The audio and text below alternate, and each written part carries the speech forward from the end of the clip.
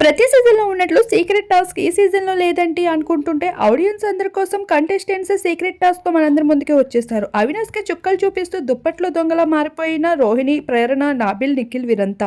అయితే అవినాష్ బాత్రూంలో ఉంటే ఇరుక్కుపోతాడు, బయటకు వస్తే వాటర్లో తడిచిపోతాడు అన్నట్లుగా మార్చేశారు హౌస్మేట్స్ అంతా. ఇక వాష్రూమ్ నుండి బయటికి రావాలంటే గజగజ వణికిపోతూ ఉన్నాడు. బయట నుండి ప్రేరణ అయితే వాష్రూమ్ డోర్ని లాక్ చేసేసింది. అవినాష్ ఎంత అరుస్తున్నా విన్నట్లు వదిలేశారు. ఇక ప్రేరణ లాక్ చేసి వెళ్ళిపోతుంది. ఇక దుప్పట్లో దొంగలాగైతే రోహిణి దుప్పట్లో దాంకుంటుంది. ఇక అవినాష్ బయట నుండి అరుస్తూ ఉంటాడు. ఇక బాత్రూమ్ డోర్ లాక్ చేసింది కాస్త లాక్ తీసేసి ఇక బయటకు వెళ్ళిపోతారు. అవినాష్ బయటికి వస్తే వాటర్ని పోసేసి వాడిని మొత్తంగా తడిపేద్దామని ఇక్కడ ప్లాన్ వేస్తూ పక్కన ఇలా దుప్పట్లో అయితే రోహిణి కూర్చొని ఉంటుంది. అయితే అవినాష్ ఎంతగానో అడుగుతూ ఉంటే అంతలోనే నాబిల్ వస్తాడు. ఒరే ఎవరు లేర్రా అంటే, ఒరే వాళ్ళు వాటర్ వేస్తే నా మైక్ తడిచిపోతుందిరా, బిగ్ బాస్ నాకు సంబంధం లేదు వీళ్ళు నా మీద వాటర్ వేస్తే అంటూ అవినాష్ అరుస్తూ ఉంటాడు.